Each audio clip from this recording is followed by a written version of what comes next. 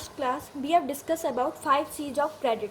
In today's class, we are going to discuss about 7 P's of farm credit or principle of farm credit. जैसे जैसे technological improvement हुआ agriculture में, वैसे वैसे financial institution ने अपने प्रिंसिपल्स को इवॉल्व किया ताकि वो किस तरह से फाइनेंस देना चाहिए, किन प्रिंसिपल पर बेस होना चाहिए फाइनेंस का ट्रांजैक्शन, उसी बेसिस पर उनका कॉमर्शियल गेन होगा और सोशल बेनिफिट होगा. So the increased role of financial institution due to technological changes on agricultural front necessitated the evolving of principles of farm finance which are expected to bring not only the commercial gain to the bankers but also social benefit. अब जो ये principles evolve किए गए हैं institutional financial agency के द्वारा, ये पूरे यूनिवर्सल होने चाहिए, यानी कि हर जगह वैलिडेट होने चाहिए, हर जगह फॉलो किए जाने चाहिए. इन्हीं प्रिंसिपल्स के बेसिस पर लोन दिया जाना चाहिए फार्मर्स को. इन्हीं प्रिंसिपल्स के बेसिस पर ट्रांजैक्शन होता है फाइनेंस का between lander and the farmers. तो ये प्रिंसिपल्स क्या थे? नंबर 1 आता है प्रिंसिपल ऑफ प्रोडक्टिव पर्पस. अब ये वाला प्रिंसिपल क्या कहता है? प्रोडक्टिव पर्पस ये कहता है कि जो लोन अमाउंट के साथ साथ जो फार्मर्स बॉटर होते हैं उनको लोन अमाउंट के साथ साथ ऐसा अमाउंट भी देना चाहिए जो कि एडिशनल इनकम जनरेट कर सके.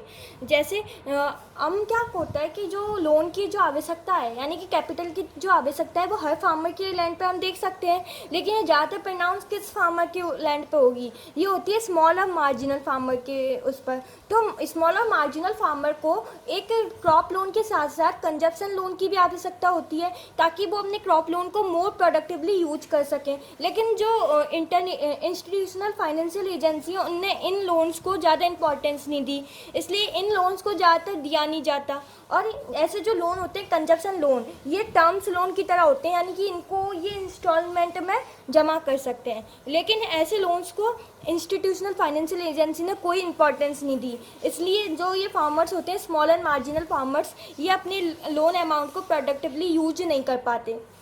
ठीक है, तो ये क्या कहता है? Principle of productive purpose. The principle refers that the loan amount given to farmer borrowers should capable of generating additional income. यानी कि जो लोन अमाउंट दी जा रही है फार्मर को, वो एडिशनल इनकम जनरेट करने में कैपेबल होनी चाहिए. Based on the level of the owned capital available with the farmer the credit needs very करती है. The requirement of capital is visible on all farms but more pronounced on marginal and small farms. ये मैंने बता दिया कि आपको कि हर farms पे कैपिटल की नीड विजिबल होती है, लेकिन ज़्यादा से ज़्यादा कहाँ पे विजिबल होती है? मार्जिनल और स्मॉल फार्म पे. The farmers of these small and tiny holdings do need another types of credit that is consumption credit so has to use the crop loan productively. ठीक है, तो फिर ये भी मैंने आपको बता दिया कि ऐसे जो लोग होते हैं, ऐसे जो फार्मर्स होते हैं, इनको कंजप्शन लोन की भी आवश्यकता होती है ताकि अपनी फैमिली नीड को पूरा कर सकें ये क्रॉप लोन के साथ साथ. अगर वो उनको ऐसा लोन नहीं दिया गया तो फिर वो क्रॉप लोन को कंजप्शन पर्पस पर यूज करेंगे, जिसके कारण उनकी प्रोडक्टिविटी, उनके लैंड की प्रोडक्टिविटी डिक्रीज हो जाएगी. ओके, अब आता है In spite of knowing this, the consumption credit is not given due importance by the institutional financial agency. ये सब जानते हुए भी कंजप्शन लोन को ज़्यादा इंपॉर्टेंस नहीं दी गई. किसके द्वारा? इंस्टीट्यूशनल फाइनेंशियल एजेंसी के द्वारा. लेकिन इन लोन्स को भी इंपॉर्टेंस देनी चाहिए. ये इंपॉर्टेंट लोन्स होते हैं क्योंकि ये फार्मर्स अपनी नीड को पूरी नहीं कर सकते, कंजप्शन नीड को, और वो पूरी नहीं कर सकते तो फिर उन्हें जो लोन अमाउंट दिया गया है प्रोडक्शन पर्पज़ के लिए, फिर वो उनको कंजप्शन नीड में यूज करने लग जाते हैं, जिसके कारण उनकी जो प्रोडक्टिविटी है वो डिक्रीज हो जाती है. ओके, कि ये वाला जो प्रिंसिपल है ये क्या कहता है कि जो क्रॉप लोन के साथ साथ स्मॉल और मार्जिनल फार्मर को ऐसे लोन देना चाहिए, ऐसे लोन देकर उन्हें सपोर्ट करना चाहिए जिससे उनकी एडिशनल इनकम हो. और ऐसे लोन टर्म्स लोन में होते हैं, यानी कि वो इंस्टॉलमेंट में सबमिट कर सकें ऐसे लोन्स को. तो फिर ये वाला प्रिंसिपल यानी कि प्रोडक्टिव पर्पस, इसका मतलब ये होता है कि दूसरे पर्पस के लिए ऐसा अमाउंट दिया जाए जिससे फार्मर की अदर इनकम जनरेट हो, जिससे कि उनकी ओवरऑल प्रोडक्टिविटी बढ़े. और ये जो अदर जो असेट हैं, जो अदर ये ऑक्यूपेशन करते हैं, जैसे डेयरी हुआ, पोल्ट्री हुआ, तो इनसे जो इनकी इनकम हो रही है वो उनकी जो मेन इनकम है, यानी कि जो फार्म की इनकम है, उनमें ऐड हो जाती है. ओके, सो क्या कहता है ये, the additional income generated from these productive assets add to the income obtained from the farming and thereby increases the productivity of crop loans taken by small and marginal farmer. तो भी ये additional income से क्या होता है, overall उनकी जो productivity है वो ओवरऑल इंक्रीज हो रही है इन एडिशनल लोन के साथ। अब इनमें इनके एग्जांपल क्या आ जाते हैं, जो कि लोन दिए जाते हैं डेयरी एनिमल्स को खरीदने के लिए, सीप या goat, poultry bird, installation of pump set of GPX and etcetera. तो इन सब के लिए जो लोन लिया जाता है उनको हम बोलते हैं, ऐसे लोन को हम पढ़ते हैं, ऐसे लोन को लेना वो आता है प्रिंसिपल ऑफ प्रोडक्टिव पर्पस के अंदर। फिर अगला आता है प्रिंसिपल ऑफ पर्सनैलिटी। अब ये जो अगला प्रिंसिपल है पर्सनैलिटी का, ये क्या कहता है कि एक इंडिविजुअल जो कि अपना लोन रीपे करने में फ़ेल हो गया क्योंकि उसकी जो क्रॉप है वो फेल हो चुकी है और वो अपना लोन रीपे नहीं कर पा रहा है, तो उसको हम बिल्कुल डिफ़ॉल्टर नहीं बोलेंगे। लेकिन एक यदि बहुत बड़ा अमीर फार्मर है और वो अपना लोन रीपे नहीं कर रहा, उसने क्रॉप लोन तो लिया और उसे प्रॉफिटेबली भी यूज किया और उसका प्रोडक्शन भी बढ़ा और उसके पास उसको प्रॉफिट हुआ, फिर भी वो रीपे नहीं कर रहा है, तो उसको हम बोलेंगे विलफुल डिफ़ॉल्टर। ओके, सो ये क्या होता है प्रिंसिपल ऑफ पर्सनैलिटी, ये किस पर डिपेंड करता है, ये किसी भी इंडिविजुअल की क्या पर्सनैलिटी है उसके ऊपर डिपेंड करता है। यानी कि when a farmer borrower fails to repay the loan due to crop failure caused by natural calamities, he will not be considered as willful defaulter, whereas a large farmer who is using the loan amount profitably but fails to repay the loan is considered as willful defaulter। अब क्या होता है कि जो safety element होता है ना किसका, सिक्योरिटी, तो फिर जो लोन अमाउंट हमें देना चाहिए या नहीं देना चाहिए ये केवल सिक्योरिटी पे डिपेंड नहीं करता, ये उसकी जो बोरोअर है उसकी पर्सनैलिटी पे भी डिपेंड करता है, उसके अंदर इंटीग्रिटी है या नहीं, वो ऑनेस्ट है या नहीं, इन सब चीज़ों पे डिपेंड करता है। Hence the personality of borrower and the growth of the financial are positively correlated. ठीक है, तो फिर क्या होता है कि जो पर्सनैलिटी होती है, पर्सनैलिटी और क्या इंस्टीट्यूशनल फाइनेंशियल इंस्टीट्यूशन की जो ग्रोथ होती है वो डायरेक्टली प्रोपोर्शनल होती है। यानी कि यदि पर्सनैलिटी जितनी अच्छी होगी बोरोअर की उतना ही अच्छा फाइनेंशियल इंस्टीट्यूशन का ग्रोथ होगा, तो इसको ध्यान रखना। तीसरा प्रिंसिपल आता है प्रिंसिपल ऑफ प्रोडक्टिविटी, और पहला था प्रिंसिपल ऑफ प्रोडक्टिव पर्पस, वो अलग था और ये अलग है। इसमें क्या होता है कि जो लोन अमाउंट हम ऑफर कर रहे हैं फार्मर को वो केवल उनकी जिन एंटरप्राइजेस के लिए वो लोन अमाउंट ले रहे हैं केवल उनकी प्रोडक्टिविटी नहीं बढ़ाते बल्कि उनसे रिलेटेड जितने भी फैक्टर्स हैं उनकी प्रोडक्टिविटी भी बढ़ जाती है। ठीक है, जैसे कि this principle underlines that the credit is not just meant for increasing production from that enterprise alone but also it should be able to increase the productivity of other factors employed in that enterprise। अब इसका example क्या हुआ, the use of high yielding varieties का use करना इन crops में, यानी कि high yielding varieties को लगाना और सुपीरियर ब्रीड को यूज करना एनिमल्स में। तो ये केवल है ना इनकी खुद की जो एंटरप्राइजेज हैं यानी कि डेयरी या फिर जो फील्ड क्रॉप होती हैं उनकी प्रोडक्टिविटी नहीं बढ़ाते बल्कि ये उनसे रिलेटेड जो अदर फैक्टर्स हैं उनकी भी प्रोडक्टिविटी को बढ़ा देते हैं। Okay, so hence this principle emphasizes on making the resources as productive as possible by the selection of most appropriate enterprises। यानी कि इसका मतलब क्या होता है कि ये रिसोर्सेज को इतना प्रोडक्टिव बना देते हैं, इतना प्रोडक्टिव बना देते हैं कि जो ओवरऑल एंटरप्राइज होती है ना उसको सिलेक्ट करके इतना प्रोडक्टिव बनाना कि उनकी ओवरऑल प्रोडक्टिविटी बढ़ जाए और उनको फ़ायदा हो, उनको प्रॉफिट हो फार्मर्स को। ठीक है, ये वाला प्रिंसिपल होता है प्रिंसिपल ऑफ प्रोडक्टिविटी। अब नेक्स्ट आता है प्रिंसिपल ऑफ फेज्ड डिसबर्समेंट। अब ये वाला प्रिंसिपल क्या कहता है कि जो लोन अमाउंट है उसको फार्मर्स को फेजेस में देना चाहिए ताकि वो उस लोन अमाउंट का प्रॉपर यूज हो सके और वो प्रोडक्टिव में ही यूज हो और उसका जो बोरोड फंड है उसका प्रॉपर एंड यूज हो। तो यही सोचकर जो बैंकर होता है वो उसे फेजेस में बांटता है। जैसे जो पेरिनियल क्रॉप होती हैं, अब वो पेरिनियल क्रॉप यानी कि वो 2 साल से ज़्यादा समय की होती हैं, जैसे कि मैंगो ट्री हुआ, इन सब का क्या होता है, ड्यूरेशन बहुत ज़्यादा रहता है। तो फिर क्या होता है कि वो सारी की सारी अमाउंट एक साथ नहीं देते। यदि वो सारी की सारी अमाउंट एक साथ दे देंगे तो फिर फार्मर क्या करेगा, उसे अनप्रोडक्टिव पर्पस में भी यूज कर लेगा। इसलिए बैंकर का ये ऑब्जेक्टिव होता है कि जैसे डिगिंग बैल खोदने यानी कि कुआं खोदने के लिए जो लोन अमाउंट होती है, या फिर पेरिनियल क्रॉप लगाने के लिए जो लोन अमाउंट होती है, वो उन्हें फेजेस में दे ताकि उनका प्रॉपर लैंड एंड यूज हो सके और वो अनप्रोडक्टिव पर्पस में डाइवर्ट ना हो।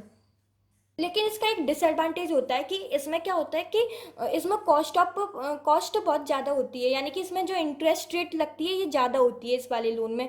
तो ये इसका डिसएडवांटेज होता है। तो चलिए अब हम पढ़ते हैं इसे। This principle underlines that the loan amount needs to be distributed in phases so as to make it productive, and at the same time bankers can also be sure about the proper end use of the borrowed fund. इसका example क्या होता है, loan for digging wells. The phased disbursement of loan amount fits for taking up of cultivation of perennial crops and investment activities to overcome the diversion of fund for unproductive purpose, यानी कि उनका diversion for unproductive purpose से रोका जाता है। और इसका disadvantage क्या होता है कि जो कॉस्ट ऑफ क्रेडिट होता है ना वो हायर होता है, यानी कि इंटरेस्ट रेट इस पर बहुत ज़्यादा लगती है। Debts by the interest rate are higher for term loans when compare to the crop loan. जो क्रॉप लोन होता है वो लमसम यानी कि हम एक साथ उन्हें पेमेंट करना होता है। जब क्रॉप लोन से क्या होता है, एक बार फार्मर ने फसल उगाई और उससे जो प्रोडक्टिविटी हुई उसने उस फसल को बेचा, उस क्रॉप को बेचा, और उससे जो रुपए मिले उससे वो क्रॉप लोन को एक साथ यानी कि लमसम में रीपे कर देता था। लेकिन जो टर्म लोन्स होता है वो टर्म्स में वो रीपे करता है, इसलिए इस पर इंटरेस्ट रेट ज़्यादा लगता है बजाय क्रॉप लोन के। अब नेक्स्ट प्रिंसिपल आता है प्रिंसिपल ऑफ प्रॉपर यूटिलाइजेशन। अब ये प्रिंसिपल ऑफ प्रॉपर यूटिलाइजेशन होता है, ये क्या बोलता है कि जो बोरोड फंड जो कि फंड लिया है वो प्रॉपरली यूटिलाइज होना चाहिए, जिस पर्पज़ से उन्हें दिया गया है तो उसी पर्पज़ में यूज होना चाहिए। अब ये सब किस किस चीज़ों पर डिपेंड करता है कि उस लोन का प्रॉपर यूटिलाइजेशन होगा, कि वो उस चीज़ पर डिपेंड करता है कि उस विलेज का इंफ्रास्ट्रक्चर कैसा है, उसमें मार्केटिंग फैसिलिटीज़ है या नहीं है, ट्रांसपोर्टेशन कैसा है वहाँ पे, यानी कि गाड़ी वगैरह अवेलेबल है या नहीं ट्रांसपोर्टेशन के लिए अच्छी, और जो फर्टिलाइजर है पेस्टिसाइड्स हैं उन पर कोई मिलावट तो नहीं है, वो नकली तो नहीं है।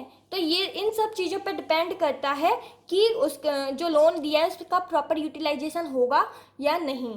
और ये जो प्रॉपर यूटिलाइजेशन ऑफ फंड होता है ये जब भी पॉसिबल हो सकता है जब सुइटेबल कंडीशन होती है इन्वेस्टमेंट की। ओके, तो हम पढ़ते हैं proper utilization implies that the borrowed funds are to be utilized for the purpose for which the amount has been lent. It depends upon situations prevailing in the rural areas. The resources like seeds, fertilizers, pesticides, etc.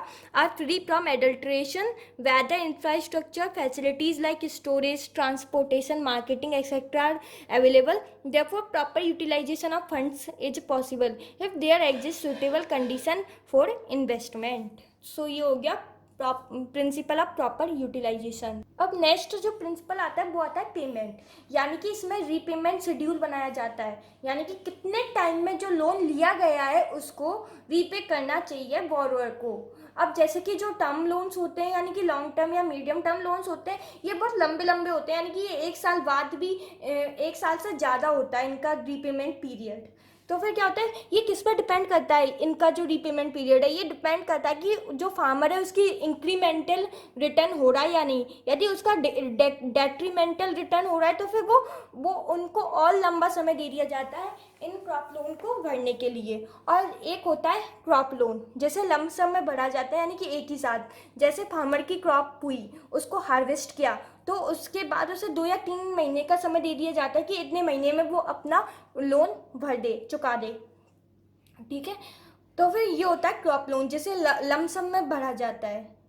और यदि मान लीजिए किसी कारण से जो crop है वो फेल हो जाती है अनफेवरेबल वेदर कंडीशन के कारण, तो फिर उनसे ये नहीं कहा जाता कि तुम हल्का अपना लोन भरो, उनको टाइम दे दिया जाता है कि इतने समय में तुम अपना लोन भर देना, और उसके साथ साथ उन्हें और लोन भी दे दिया जाता है ताकि उनकी हेल्प करने के लिए। ओके, तो आता है principle of payment. The principle deal with the fixing of repayment schedule of the loan advance by the institutional financial agency. for investment credit, advance to irrigational structure, tractor, etc. The annual repayment are fixed over a number of years based on the incremental return that are supposed to be obtained after deducting the consumption need of the farmers. यानी कि जो incremental return हो रहा है उसमें से consumption need को minus कर देंगे फार्मर की को, फिर जो भी पैसा आएगा उसी को हम बोलेंगे इंक्रीमेंटल रिटर्न, जिससे कि वो अपना इन्वेस्टमेंट लोन को फुलफिल करेगा with reference to crop loans. अब जो क्रॉप लोन देखते हैं हम, उन्हें अपन को क्या करना पड़ता है, एक लमसम यानी कि एक ही साथ ही सबमिट कर देना पड़ता है जैसे आउटपुट आता है. यानी कि हार्वेस्ट के बाद क्रॉप को बेचा जाता है, उससे जो भी रिटर्न मिलता है उससे उन क्रॉप लोन को भर दिया जाता है. अब क्या होता है कि 2 से 3 मंथ अलाउड किया जाता है आफ्टर हार्वेस्ट के बाद, ताकि जो फार्मर्स है उसे रीजनेबल प्राइस मिल जाए अपने प्रोड्यूस की. ठीक है. अब आता है, यदि उसको बोला जाएगा कि जैसे हार्वेस्ट हुआ जब भी तुम अपनी लोन अमाउंट चुकाओ, तो फिर क्या होगा कि वो बहुत कम से कम अमाउंट में अपनी लोन उस क्रॉप को उसे बेचना पड़ेगा, जिससे कि उसके पास क्या होगा, उसको फिर उससे लॉस हो जाएगा, उसे उतनी कीमत नहीं मिल पाएगी जितनी कीमत का वो प्रोड्यूस है. ठीक है. और यदि क्रॉप फेल हो जाती है किसी वेदर के कारण, अनफेवरेबल वेदर कंडीशन में, तो फिर उससे जो क्रॉप अमाउंट है उसके रीपेमेंट के लिए उसे इमीडिएटली इंसिस्ट नहीं किया जाता कि वो इमीडिएटली अपनी वो क्रॉप लोन को चुकाए. तो उसे कुछ समय दे दिया जाता है जिसके अंदर वो अपना क्रॉप लोन चुकाए, और साथ ही साथ उसे फ्रेश लोन भी दे दिया जाता है ताकि वो उसकी हेल्प कर सके उस कंडीशन से उबरने के लिए. ओके. तो ये हो गया हमारा प्रिंसिपल ऑफ पेमेंट. अब लास्ट प्रिंसिपल आता है प्रिंसिपल ऑफ प्रोटेक्शन. इसमें क्या होता है, जो इंस्टीट्यूशनल फाइनेंशियल एजेंसी है उनको लोन तो देना ही है फार्मर्स को. अब वो खुद की सिक्योरिटी के साथ क्या करें कि यदि मान लीजिए जो फार्मर है वो अपना क्रॉप लोन जो भी अपना लोन की अमाउंट है वो नहीं चुका पाया इंस्टीट्यूशनल फाइनेंशियल एजेंसी को, तो फिर वो तो लॉस में चली जाएंगी. तो अब ये क्या करें, इनको अपनी सुरक्षा के लिए तो कुछ ना कुछ करना पड़ेगा ना. तो ये क्या करती हैं कि ये कुछ ना कुछ प्रोटेक्टिव मेजर्स लेती हैं लोन को एडवांस करते समय. अब वो प्रोटेक्टिव मेजर्स क्या है ये हम देखते हैं. Institutional financial agency can not keep away themself from extending loans to the farmer. यानी कि जो इंस्टीट्यूशनल फाइनेंशियल एजेंसी होती हैं वो अपने आप को रोक नहीं सकती फार्मर को लोन देने से. ठीक है. तो फिर उनको कुछ ना कुछ सेफ्टी मेजर लेने चाहिए वाइल एडवांसिंग दी लोन. अब ये सेफ्टी मेजर्स क्या क्या होते हैं, जैसे इंश्योरेंस, वो अपनी कुछ ना कुछ इंश्योरेंस पेश कर सकते हैं. यानी कि अपनी जो भी उन्हें क्रॉप अमाउंट दिया है, उन्हें जो लोन अमाउंट दिया है उनके प्रति इंश्योरेंस रख सकते हैं. या फिर लिंकिंग क्रेडिट विथ मार्केटिंग, वो क्रेडिट को मार्केटिंग के साथ लिंक कर सकते हैं. या फिर providing finance on production of warehouse receipt. अब क्या होता है कि वो फाइनेंस प्रोवाइड कर सकते हैं किसके बेसिस पे, जो वेयर हाउस की जो रिसिप्ट होती है उसके बेसिस पर ये फाइनेंस प्रोवाइड कर सकते हैं. और वो कितना होता है ये फाइनेंस, ये हमने अपनी पहले की क्लास में डिस्कस किया था कि जो वेयर हाउस की जो रिसिप्ट होती है उसमें जो प्रोड्यूस रखा होता है फार्मर का, उसका 75%, उसकी जितनी अमाउंट है उसका 75% लोन मिलता है on the basis of warehouse receipt. फिर आता है taken sureties. Banks advance loans either by hypothecation और मॉर्टगेज और पसेट से ये एडवांस करता है. जो बैंक होता है वो एडवांस करता है लोन को या तो हाइपोथिकेशन से और मॉर्टगेज से. अब आता है credit guarantee. When banks fail हो जाते हैं रिकवर लोन को रिकवर करने से, तो फिर क्या होता है, जो एडवांस किया जाता है, यदि बैंक्स फेल हो जाते हैं क्या अपना जो लोन है उसे रिकवर करने से, किसको, जो बीकर सेक्शन होते हैं जिनके पास पैसे नहीं होते, ऐसे सेक्शन से वो रिकवर नहीं कर पाते अपने किसको, लोन अमाउंट को. तो फिर क्या होता है, ऐसी कुछ एजेंसी बनी हुई है जिसके द्वारा वो ये एजेंसी उनकी तरफ से जो उनका बीकर सेक्शन का जो लोन है वो बैंक को दे देती है. अब वो एजेंसी कौन सी है, वो होती है DICGC, deposit insurance credit guarantee corporation of India.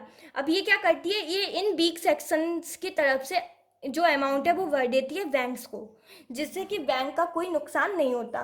तो ये थे 7 principles of credit. Next class में हम डिस्कस करेंगे sources of agricultural finance. My last class we have discussed about 5 C's of credit. In today's class we are going to discuss about 7 P's of farm credit or principle of farm credit. जैसे जैसे technological improvement हुआ agriculture में वैसे वैसे financial institution ने अपने principles को evolve किया ताकि वो किस तरह से फाइनेंस देना चाहिए, किन प्रिंसिपल पर बेस होना चाहिए फाइनेंस का ट्रांजेक्शन, उसी बेसिस पर उनका कॉमर्शियल गेन होगा और सोशल बेनिफिट होगा. So, the increased role of financial institution due to technological changes on agricultural front necessitated the evolving of principles of farm finance, which are expected to bring not only the commercial gain to the bankers but also social benefit. अब जो ये principles evolve किए गए हैं institutional financial agency के द्वारा, ये पूरे यूनिवर्सल होने चाहिए, यानी कि हर जगह वैलिडेट होने चाहिए, हर जगह फॉलो किए जाने चाहिए. इन्हीं प्रिंसिपल्स के बेसिस पर लोन दिया जाना चाहिए फार्मर्स को. इन्हीं प्रिंसिपल्स के बेसिस पर ट्रांजैक्शन होता है फाइनेंस का between lander and the farmers. तो ये प्रिंसिपल्स क्या थे? नंबर 1 आता है प्रिंसिपल ऑफ प्रोडक्टिव पर्पज़. अब ये वाला प्रिंसिपल क्या कहता है? Productive purpose. ये कहता है कि जो लोन अमाउंट के साथ साथ जो फार्मर्स बॉटर होते हैं उनको लोन अमाउंट के साथ साथ ऐसा अमाउंट भी देना चाहिए जो कि एडिशनल इनकम जनरेट कर सके. जैसे हम क्या होता है कि जो लोन की जो आवश्यकता है, यानी कि कैपिटल की जो आवश्यकता है, वो हर फार्मर के लैंड पे हम देख सकते हैं, लेकिन ये ज़्यादातर प्रोनाउंस किस फार्मर के लैंड पे होगी? ये होती है स्मॉल और मार्जिनल फार्मर के उस पर. तो स्मॉल और मार्जिनल फार्मर को एक क्रॉप लोन के साथ साथ कंजप्शन लोन की भी आवश्यकता होती है ताकि वो अपने क्रॉप लोन को मोर प्रोडक्टिवली यूज कर सकें. लेकिन जो इंस्टीट्यूशनल फाइनेंशियल एजेंसी है उनने इन लोन्स को ज़्यादा इंपॉर्टेंस नहीं दी, इसलिए इन लोन्स को ज़्यादातर दिया नहीं जाता. और ऐसे जो लोन होते हैं कंजप्शन लोन, ये टर्म्स लोन की तरह होते हैं, यानी कि इनको ये इंस्टॉलमेंट में जमा कर सकते हैं. लेकिन ऐसे लोन्स को इंस्टीट्यूशनल फाइनेंशियल एजेंसी ने कोई इंपॉर्टेंस नहीं दी, इसलिए जो ये फार्मर्स होते हैं स्मॉल एंड मार्जिनल फार्मर्स, ये अपने लोन अमाउंट को प्रोडक्टिवली यूज नहीं कर पाते. ठीक है, तो ये क्या कहता है? Principle of productive purpose. The principle refers that the loan amount given to farmer borrowers should capable of generating additional income. यानी कि जो लोन अमाउंट दी जा रही है फार्मर को वो एडिशनल इनकम जनरेट करने में कैपेबल होनी चाहिए. Based on the level of the owned capital available with the farmer the credit needs very करती है. The requirement of capital is visible on all farms but more pronounced on marginal and small farms. ये मैंने बता दिया कि आपको कि हर farms पर कैपिटल की नीड विजिबल होती है, लेकिन ज़्यादा से ज़्यादा कहाँ पर विजिबल होती है? मार्जिनल और स्मॉल फार्म पर. The farmers of these small and tiny holdings do need another types of credit that is consumption credit so has to use the crop loan productively. ठीक है, तो फिर ये भी मैंने आपको बता दिया कि ऐसे जो लोग होते हैं, ऐसे जो फार्मर्स होते हैं, इनको कंजप्शन लोन की भी आवश्यकता होती है ताकि अपनी फैमिली नीड को पूरा कर सकें ये क्रॉप लोन के साथ साथ. अगर वो उनको ऐसा लोन नहीं दिया गया तो फिर वो क्रॉप लोन को कंजप्शन पर्पस पर यूज करेंगे, जिसके कारण उनकी प्रोडक्टिविटी, उनके लैंड की प्रोडक्टिविटी डिक्रीज हो जाएगी. ओके, अब आता है In spite of knowing this, the consumption credit is not given due importance by the institutional financial agency. ये सब जानते हुए भी कंजप्शन लोन को ज़्यादा इंपॉर्टेंस नहीं दी गई. किसके द्वारा? इंस्टीट्यूशनल फाइनेंशियल एजेंसी के द्वारा. लेकिन इन लोन्स को भी इंपॉर्टेंस देनी चाहिए. ये इंपॉर्टेंट लोन्स होते हैं क्योंकि ये फार्मर्स अपनी नीड को पूरी नहीं कर सकते, कंजप्शन नीड को, और वो पूरी नहीं कर सकते तो फिर उन्हें जो लोन अमाउंट दिया गया है प्रोडक्शन पर्पज़ के लिए, फिर वो उनको कंजप्शन नीड में यूज करने लग जाते हैं, जिसके कारण उनकी जो प्रोडक्टिविटी है वो डिक्रीज हो जाती है. ओके, देखिए ये वाला जो प्रिंसिपल है ये क्या कहता है कि जो क्रॉप लोन के साथ साथ स्मॉल और मार्जिनल फार्मर को ऐसे लोन देना चाहिए, ऐसे लोन देकर उन्हें सपोर्ट करना चाहिए जिससे उनकी एडिशनल इनकम हो. और ऐसे लोन टर्म्स लोन में होते हैं, यानी कि वो इंस्टॉलमेंट में सबमिट कर सकें ऐसे लोन्स को. तो फिर ये वाला प्रिंसिपल यानी कि प्रोडक्टिव पर्पस, इसका मतलब ये होता है कि दूसरे पर्पस के लिए ऐसा अमाउंट दिया जाए जिससे फार्मर की अदर इनकम जनरेट हो, जिससे कि उनकी ओवरऑल प्रोडक्टिविटी बढ़े. और ये जो अदर जो असेट हैं, जो अदर ये ऑक्यूपेशन करते हैं, जैसे डेयरी हुआ, पोल्ट्री हुआ, तो इनसे जो इनकी इनकम हो रही है वो उनकी जो मेन इनकम है, यानी कि जो फार्म की इनकम है, उनमें ऐड हो जाती है. ओके, सो क्या कहता है ये, the additional income generated from these productive assets add to the income obtained from the farming and thereby increases the productivity of crop loans taken by small and marginal farmer. तो भी ये additional income से क्या होता है, overall उनकी जो productivity है वो ओवरऑल इंक्रीज हो रही है इन एडिशनल लोन के साथ। अब इनमें इनके एग्जांपल क्या आ जाते हैं, जो कि लोन दिए जाते हैं डेयरी एनिमल्स को खरीदने के लिए, सीप या goat, poultry bird, installation of pump set of GPX and etcetera. तो इन सब के लिए जो लोन लिया जाता है उनको हम बोलते हैं, ऐसे लोन को हम पढ़ते हैं, ऐसे लोन को लेना वो आता है प्रिंसिपल ऑफ प्रोडक्टिव पर्पस के अंदर। फिर अगला आता है प्रिंसिपल ऑफ पर्सनैलिटी।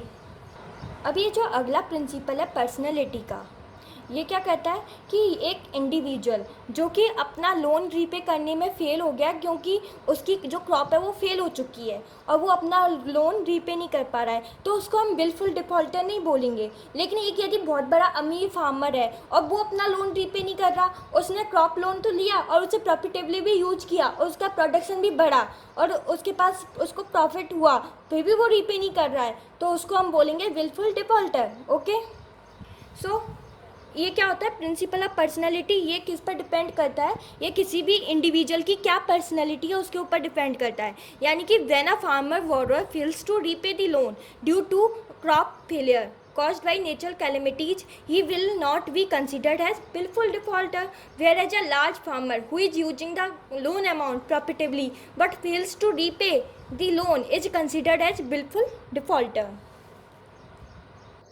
अब क्या होता है कि जो सेफ्टी एलिमेंट होता है ना किसका, सिक्योरिटी, तो फिर जो लोन अमाउंट हमें देना चाहिए या नहीं देना चाहिए ये केवल सिक्योरिटी पे डिपेंड नहीं करता, ये उसकी जो बोरोअर है उसकी पर्सनैलिटी पे भी डिपेंड करता है, उसके अंदर इंटीग्रिटी है या नहीं, वो ऑनेस्ट है या नहीं, इन सब चीज़ों पे डिपेंड करता है। Hence the personality of borrower and the growth of the financial are positively correlated. ठीक है, तो फिर क्या होता है कि जो पर्सनैलिटी होती है, पर्सनैलिटी और क्या इंस्टीट्यूशनल फाइनेंशियल इंस्टीट्यूशन की जो ग्रोथ होती है वो डायरेक्टली प्रोपोर्शनल होती है। यानी कि यदि पर्सनैलिटी जितनी अच्छी होगी बोरोअर की उतना ही अच्छा फाइनेंशियल इंस्टीट्यूशन का ग्रोथ होगा, तो इसको ध्यान रखना।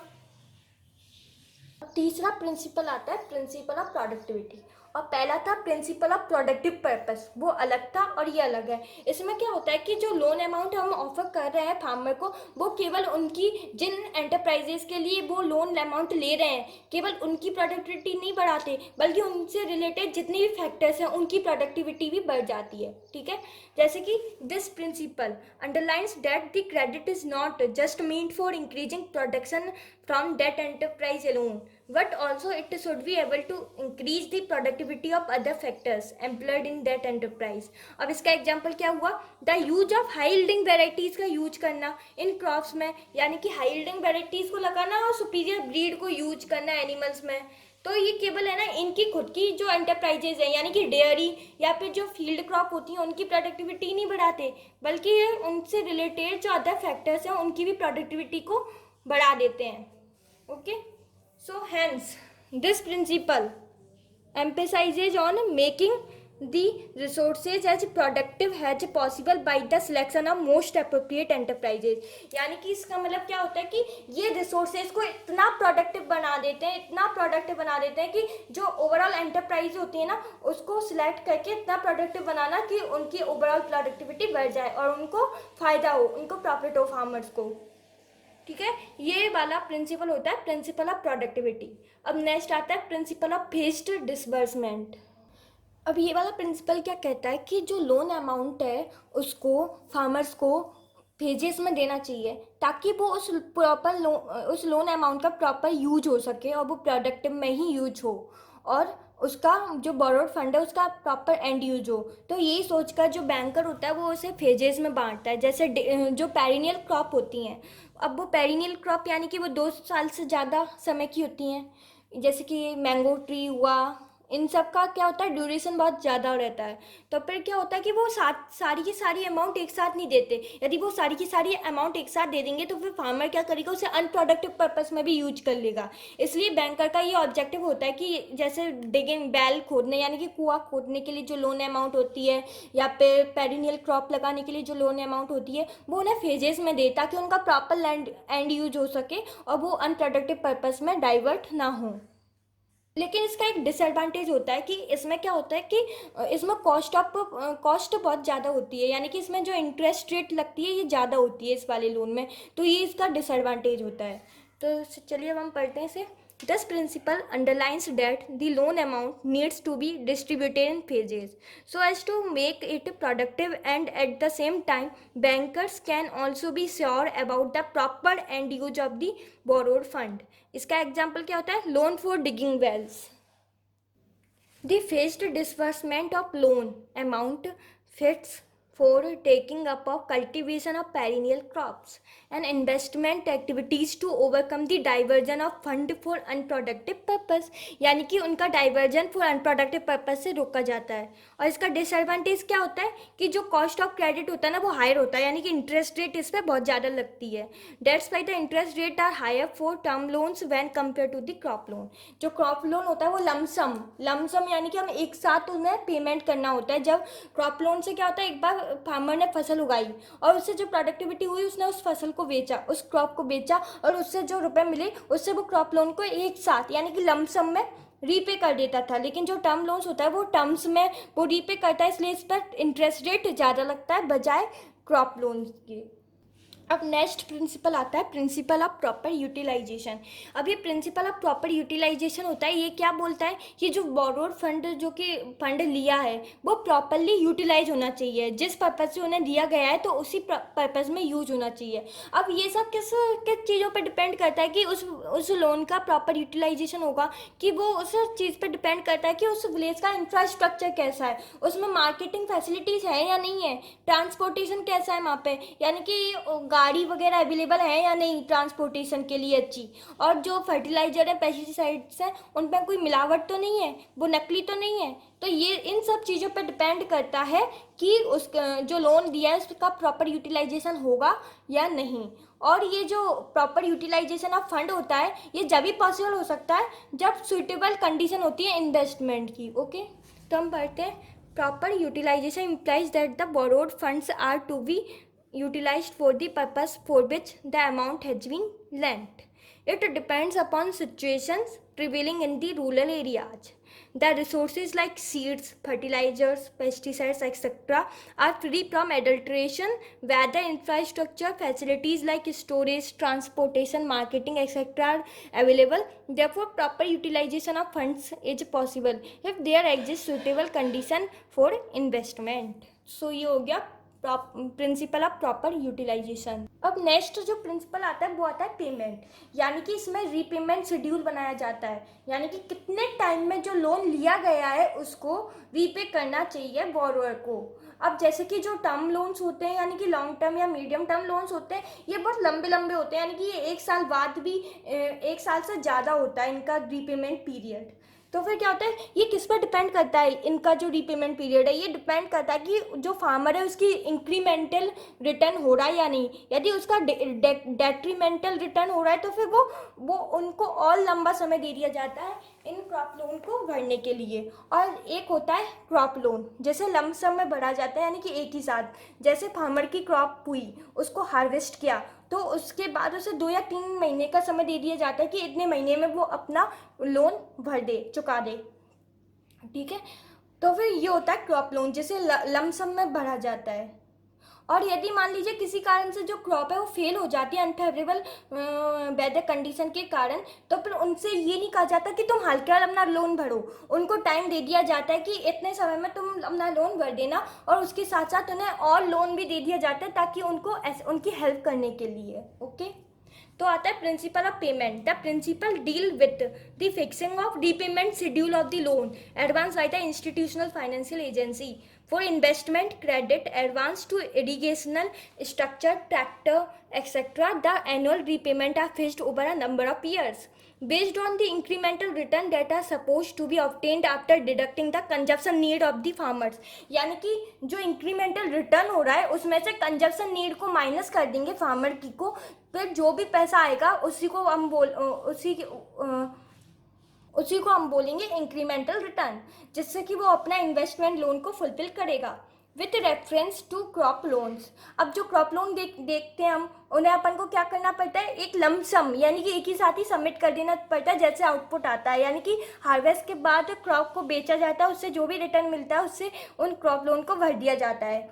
अब क्या होता है कि 2 से 3 मंथ अलाउड किया जाता है आफ्टर हार्वेस्ट के बाद, ताकि जो फार्मर्स है उसे रीजनेबल प्राइस मिल जाए अपने प्रोड्यूस की. ठीक है.